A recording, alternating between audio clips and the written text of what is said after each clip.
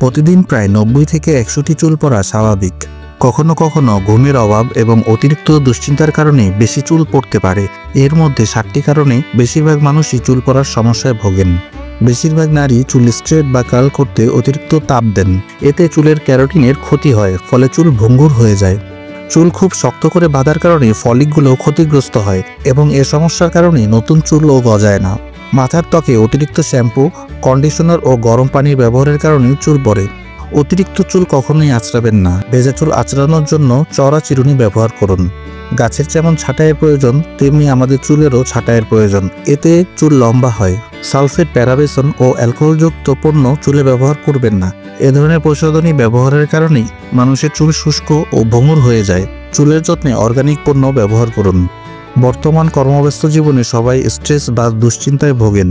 Stress বাড়লে কর্টিসন হরমোনের নিঃসরণও বেড়ে যায়। এতে প্রদাহ সৃষ্টি হয় ও চুলের বৃদ্ধি কমে যায়। আশা করি বিষয়গুলো সবাই বুঝতে পেরেছেন।